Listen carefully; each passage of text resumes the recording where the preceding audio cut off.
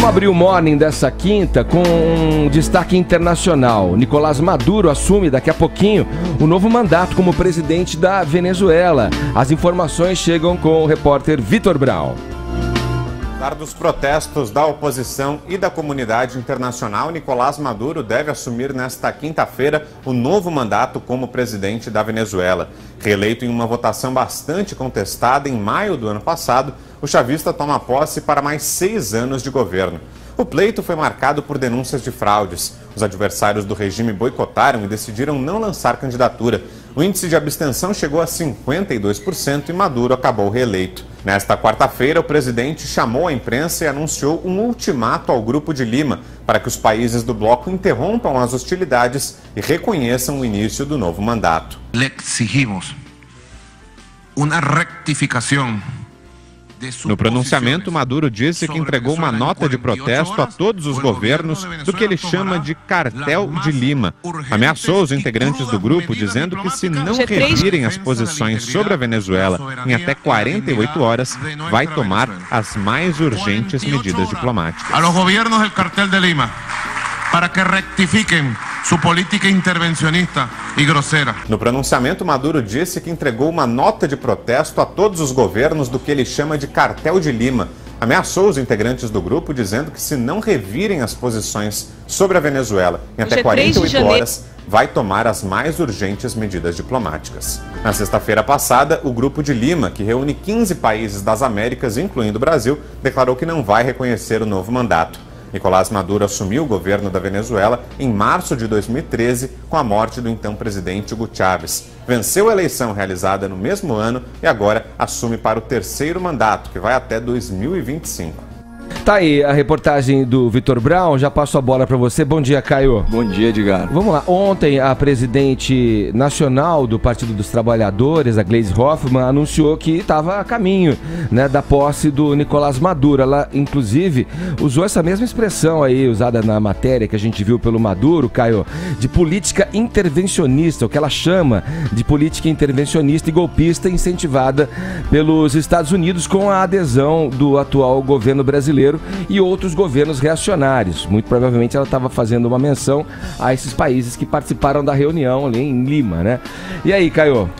Vamos destacar aí os países reacionários do Grupo de Lima, né?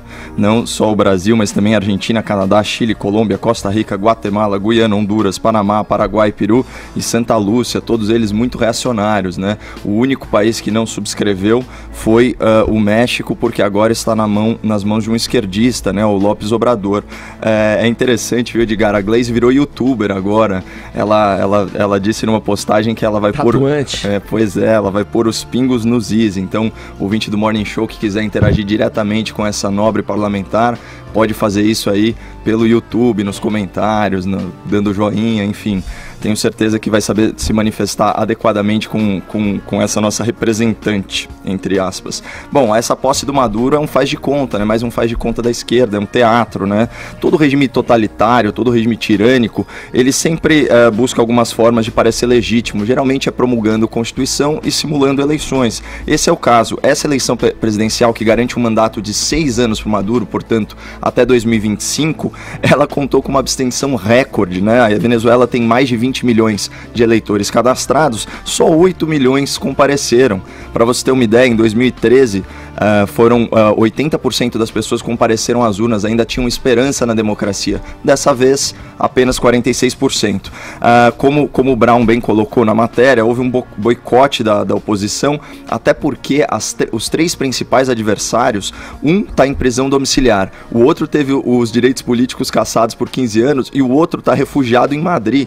Então, assim, não tem realmente como ter uma eleição séria. E o histórico lá na Venezuela, após os protestos contra o regime do Maduro, que já somaram mais de 2.000 prisões e 200 morte por motivo político, ensejou a eleição da Assembleia Constituinte. Só que nessa eleição, o próprio presidente da empresa responsável pelo pleito, né, o presidente da Smartmatic, denunciou uma discrepância de mais de 1 milhão de votos entre o número oficial divulgado e o número que a empresa dele apurou. Você sabe o que é o Foro de São Paulo, Edgar?